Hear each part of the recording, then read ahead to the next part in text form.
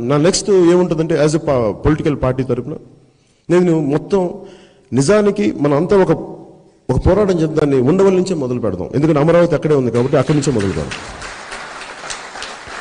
నేను ఈ వైజాగ్ అయ్యాక, ఈ వైజాగ్ పర్యటన అయ్యాక, విశాఖపట్నం పర్యటన అయ్యాక నేను ఉండవల్లి వస్తాను. ముందు ఉండవల్లి నుంచి ప్రారంభిద్దాం. ఉండవల్లి నుంచి ఒక దిశానిర్దేశం చేద్దాం. ఎందుకంటే మన బేలా భూముల్ని కాపాడాలి. ఈ జిందాల్ భూములు పరిశ్రమలు పెట్టట్లేదు, భూములు తీసేసుకున్నారు. మరి వాళ్ళ పరిస్థితిని అగమ్య గోచరంగా పెట్టేశారు. వంశధార భూ నిర్వాసితులకి ఈ రోజుకి వారికి సరైన రీహాబిలిటేషన్, రీలొకేషన్ ఇవ్వలేదు. అలాగే బావనపాడు కానీ, కొవ్వాడ భూ నిర్వాసితులు కానీ, అలాగే మన బేలా భూములు కాపాడాల్సిన అవసరం ఉంది. ఈ కాకినాడ శశి చెప్తే నదికి మిమ్మల్ని అందరినీ రక్షించుకోవాల్సిన అవసరం ఉంది. అలాగే పోలవరంలో గిరిజనులు పోవటం అంటే గిరిజన భాష, యాస, దాని లిపి ఉండదు. అవి ఉన్న సంస్కృతిని కోల్పోతాం.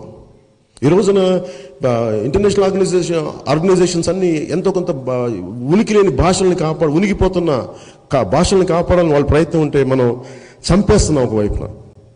అలాగే అమరావతి, వీటన్నిటికీ మేము ఒక దిశానిర్దేశం చలం గారిని, పెద్దలు రమణ గారిని ఒకసారి మీరు చేస్తే దాన్ని మేము ఫాలో అవుతాం. ఎందుకంటే ఇది మన వెనుకబాటుతనానికి, మన జిల్లాలకి ముఖ్యంగా చాలా అవసరం. దాన్ని మీరు కొంచెం ఇంకొకటి ఏంటంటే ఒక జస్ట్ కన్క్లూడ్ సార్, ముఖ్యమంత్రి గారు కానీ వారి సంబంధికులు కానీ ఏమంటారంటే, ఇలా మాట్లాడే వాళ్ళని హక్కులు గురించి మాట్లాడే ఏదో జైల్లో పెట్టించను, అభివృద్ధి నిరోధకులు అంటారు.